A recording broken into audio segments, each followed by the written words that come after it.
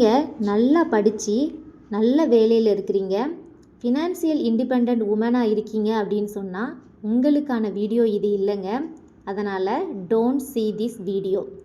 இந்த வீடியோ யாருக்கானதுன்னு பார்த்தீங்கன்னா, நல்லா படிச்சுட்டு 1 டிகிரி இல்லை 2 டிகிரி இல்லை 4-5 டிகிரி படிச்சுட்டு ஏன் படித்தோன்னே தெரியாமல் இப்போ என்ன வேலை பார்த்துட்ருக்கோன்னு தெரியாமல் படித்ததுக்கான வேலையும் பார்க்காம ஹவுஸ் ஒய்ஃபாக இருக்கிற என்ன மாதிரியான உமன்களுக்கான வீடியோ தாங்க. இன்றைக்கி பெண் கல்வி பற்றியும் பெண்களோட ஃபினான்சியல் இண்டிபெண்டன்ஸ் பற்றியும் தாங்க நான் உங்கள் கூட பேச போகிறேன். நான் 90s கிட்டுங்க. 90s கிட்டில் பார்த்திங்கன்னா பெண் குழந்தைங்க படிக்கிறதே ரொம்ப கஷ்டமாக இருந்துச்சு.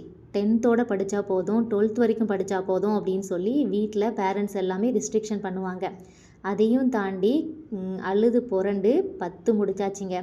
10 முடித்த உடனே எப்படியாவது ஸ்டாப் பண்ணிடலாம் அப்படின்னு சொல்லி வீட்டில் எல்லாருமே பிளான் பண்ணாங்க. அதையும் தாண்டி 11th ஒரு குரூப் எடுக்கலான்னு சொல்லி அட்மிஷன் பண்ண பக்கத்து ஊர் ஸ்கூலில் போய் அட்மிஷன் ஃபார்ம் ஃபில் பண்ணிட்டு வந்தாச்சுங்க. அங்கே போய் பார்த்தா 11th என்ன குரூப் எடுக்கணும், எந்த குரூப் எடுத்தால் என்ன படிக்கலாம், ஃப்யூச்சரில் நம்ம என்ன ஆக போகிறோம் அப்படின்னு தெரியாமலேயே நம்ம போன உடனே நம்மளோட மார்க் ஷீட்டை வாங்கி பார்க்குறாங்க ஹெச்எம். அதை பார்த்துட்டு அந்த மார்க்குக்கு தக்கன என்ன குரூப் கொடுக்க முடியுமோ அதை அவங்களே டிசைட் பண்ணி நமக்கு கொடுத்துட்டாங்க. அந்த மாதிரி தாங்க எதுக்காக நான் மேக்ஸ் பயாலஜி படித்தேன் அப்படின்னு தெரியாமல் ஹெச்எம் சார் கொடுத்தாங்க அப்படின்னு ஒரே காரணத்தினால மேக்ஸ் பயாலஜி குரூப் எடுத்து படித்தாச்சுங்க. அந்த மேக்ஸ் பயாலஜி குரூப் எடுத்ததுக்கப்புறம் இது படித்து முடித்தா என்ன படிக்கலாம், மேற்படிப்புக்கு நம்ம இதுக்கு என்னெல்லாம் சூஸ் பண்ணலாம் அப்படின்னு தெரியாமலேயே 2 வருஷத்தை முடிச்சுட்டு காலேஜ் படிப்புக்கும் சேர போயாச்சுங்க. ஆமாங்க, ஃபஸ்ட்டு குரூப் எடுத்துகிட்டு ஆர்ட்ஸ் காலேஜில் படித்த ஸ்டூடெண்ட் தாங்க நான். ஓகே, வீட்டில் 12 நிப்பாட்டிடலாம், பொட்டை பிள்ளைக்கு எதுக்கு படிப்பு அப்படின்னு சொல்லி ஏற்கனவே குடும்ப கஷ்டமாக இருக்குது, பொட்டை பிள்ளைக்கு படிப்பு தேவையில்லை அப்படின்னு சொல்லி நிப்பாட்டலான்னு பிளான் பண்ணாங்க. ஆனாலும் நான் அழுது புரண்டு திரும்பியும் காலேஜ் படிக்கணும் அப்படின்னு சொல்லி ஆர்வப்பட்டு காலேஜில் அட்மிஷன் ஃபார்ம் ஃபில் பண்ணி கவுன்சிலிங்கில் போய் உட்காந்துருக்கேங்க. வீட்டில் சொல்லிட்டாங்க, நீ லேடிஸ் காலேஜில் சீட் கிடைச்சா மட்டும் படித்தா போதும், இல்லை அப்படின்னு சொன்னால் படிக்க வேண்டாம் அப்படின்னு சொன்னாங்க. எப்படியாவது அந்த காலேஜில் சீட் கிடச்சிடணும், என்ன குரூப் கிடைச்சாலும் படிச்சிடணும், இந்த டைம் நம்ம படிக்காமல் விட்டுட்டோம் அப்படின்னு சொன்னால் அடுத்து காலேஜ் படிப்பு அப்படிங்கிறது நம்ம வாழ்க்கையில் இல்லாமலே போயிடும் அப்படின்னு சொல்லி ரொம்பவே கவலைப்பட்டுட்டு சாமியை கும்பிட்டுக்கிட்டே உட்காந்துருக்கிறேன். அந்த கவுன்சிலிங் ஹாலில் உட்காந்து எல்லாரையும் கூப்பிட்டுட்ருக்குறாங்க. மேடம், கடைசியாக சீட்டெல்லாம் கம்ப்ளீட் ஆயிடுச்சு, லாஸ்ட்டு பார்த்தீங்க அப்படின்னு சொன்னால் கம்ப்யூட்டர் சயின்ஸில் ஸ்டூடெண்ட்டுக்கு ஆப்ஷன்ஸ் இருக்குது, இன்னும் 4 ஸ்டூடெண்ட் எடுக்கலாம் அப்படின்னு சொல்கிறாங்க. அப்பாடா, நமக்கு எப்படியோ ஒரு குரூப் கிடைக்க போகுதுன்னு சொல்லி வெயிட் பண்ணி உட்காந்துருந்தேன். கம்ப்யூட்டரில் பார்த்தீங்க அப்படின்னு சொன்னால் நான் செலக்ட் ஆகிட்டேங்க. ஏன் செலக்ட் ஆனேன், எதுக்கு செலக்ட் ஆனேன் அப்படின்னு சொல்லி எனக்கு இன்ன வரைக்கும் தெரியலைங்க. நான் படித்ததோ மேக்ஸ் பயாலஜி, கம்ப்யூட்டருக்கும் மேக்ஸ் பயாலஜிக்கும் சுத்தமாக சம்மந்தமே இல்லைல்ல. ஆமாங்க, ஃப்யூச்சரில் கம்ப்யூட்டர் சயின்ஸ் ரொம்பவே ஹெல்ப்ஃபுல்லாக இருக்கும் அப்படின்னு சொல்லி ஹெச்ஓடி சொன்னாங்க. சரி, ஓகே, கம்ப்யூட்டர் சயின்ஸே எடுத்து படிப்போம் அப்படின்னு சொல்லிட்டு என்ன காரணம், ஏன் படிக்கிறோம், மேக்ஸ் பயாலஜிக்கும் கம்ப்யூட்டர் சயின்ஸுக்கும் என்ன சம்மந்தம் அப்படின்னு தெரியாமல் காலேஜில் கம்ப்யூட்டர் சயின்ஸ் படிக்க ஆரம்பித்தாச்சு. அது படிக்கக்குள்ளேயும் ரொம்பவே கஷ்டப்பட்டாச்சுங்க. ஃபஸ்ட் இயர் நல்லபடியாக கம்ப்ளீட் பண்ணியாச்சு. அதான் உங்களுக்கு தெரியுமே, பெண்களுக்கு வரக்கூடிய ஒரு பெரிய தடையாக இருக்கக்கூடிய கல்யாணமும் பண்ணியாச்சு. கல்யாண ஸ்டோரி நான் ஆல்ரெடி வீடியோவில் போட்டிருக்கேன், பார்க்காத ஃப்ரெண்ட்ஸ் பார்த்துக்கோங்க. அப்போ கல்யாணம் அந்த மாதிரி நடக்கும்போது படிப்புக்கு ஒரு முற்றுப்புள்ளி வந்துச்சுங்க. அதை தாண்டி எப்படியோ என் ஹஸ்பண்ட்ட பேசி அவரை சம்மதிக்க வச்சு நம்ம மேற்படிப்பு படிக்க ஆரம்பித்தாச்சு. நான் ஃபஸ்ட் இயரில் படிக்கும்போது கல்யாண பேச்சு ஸ்டார்ட் ஆகி செகண்ட் இயரில் ஸ்டார்டிங்லேயே கல்யாணமும் முடிஞ்சிச்சிங்க. செகண்ட் இயரில் என்னோடய படிப்பே முடிஞ்சு போச்சு அப்படின்னு நினைக்கிற டைமில் என் ஹஸ்பண்ட் எனக்கு கடவுள் மாதிரி ஓகே படிக்க போ, நான் இருக்கிறேன் அப்படின்னு சொல்லி சப்போர்ட் பண்ணி என்னை படிக்க அனுப்புனார். தேர்ட் இயரும் கம்ப்ளீட் பண்ணியாச்சுங்க. தேர்ட் இயர் கம்ப்ளீட் பண்ணி முடித்த உடனே கையில் ஒரு குழந்தை. வாழ்க்கையே மாறி போச்சு. எவ்வளோ தான் ஒரு மனுஷி கஷ்டப்படுறது. சரி, ஓகே அப்படின்னு சொல்லி ஒரு 5 வருஷம் அப்படி இப்படின்னு கடந்து போச்சுங்க.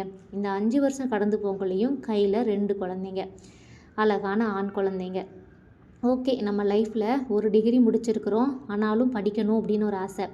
எல்லாருக்கும் ஒரு விஷயம் நடந்திருக்கும்னு நினைக்கிறேன், இது எல்லார் லைஃப்லையும் நடந்திருக்கும்னு நினைக்கிறேன். சின்ன பிள்ளையாக இருக்கும்போது நம்மக்கிட்ட நம்மளோட ரிலேட்டிவ் சொந்தக்காரங்க யாராவது ஊர்லேருந்து வந்தாங்கன்னா, நீ படித்து முடித்து என்னவாக போகிற அப்படின்னு கேட்பாங்க. அப்போது நமக்கு விவரமே தெரியாத வயசில் நான் டாக்டராக போகிறேன், இன்ஜினியராக போகிறேன், நான் டீச்சராக போகிறேன் அப்படின்னு சொல்லி ஆளுக்கு ஒரு விஷயத்தை நம்ம சொல்லிகிட்டு இருப்போம்.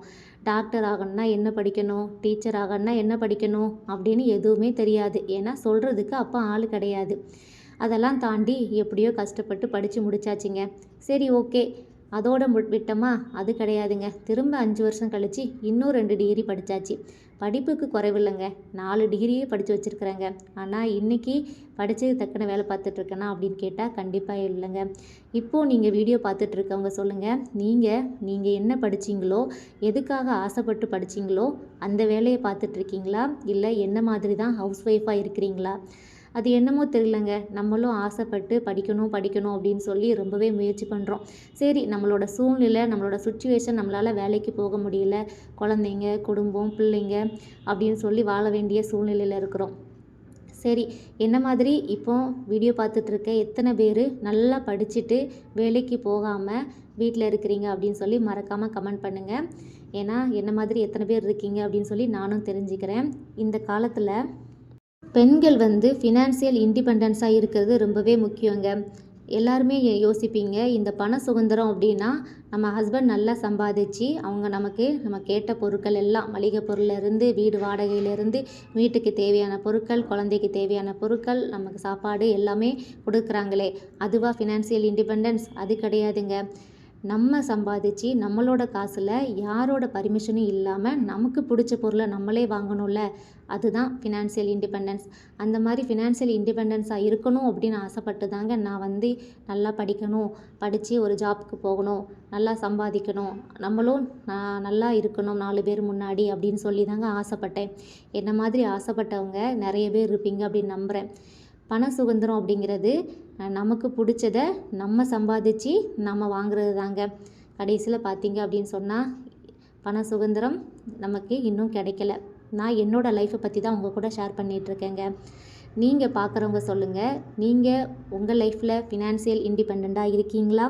இல்லை என்ன மாதிரி தான் படிச்சுட்டு ஏன் படித்தோம், எதுக்கு படித்தோன்னு தெரியாமல் இன்றைக்கி வீட்டை பார்க்க, குழந்தைங்கள பார்க்க, ஹஸ்பண்டை பார்க்க அப்படின்னு சொல்லி ஹவுஸ் ஒய்ஃபாக இருக்கீங்களா அப்படின்னு சொல்லி. ஓகே, இதெல்லாம் படித்து முடிச்சுட்டு வேஸ்ட்டு அப்படின்னு தானே நினைக்கிறீங்க? கண்டிப்பாக இல்லைங்க. நான் எப்போதுமே ஒரு விஷயம் மட்டும் சொல்லுவேன், நம்ம படிக்கிறோம், நல்லா படிச்சிருக்கிறோம், நமக்கு அன்னைக்கு படிக்கும்போது யாருமே கைட் பண்ண ஆள் கிடையாது. ஆனால் இன்றைக்கி நமக்கு ஓரளவுக்கு நல்ல நாலேஜ் இருக்குது. ஸோ நம்மளோட பசங்களுக்கு என்ன படிக்கணும், என்ன குரூப் எடுத்தால் நெக்ஸ்ட் ஹையர் எஜுகேஷன் என்ன படிக்கலாம் அப்படின்னு சொல்லி கைட் பண்ணுறதுக்கு நமக்கு திறமை இருக்குது.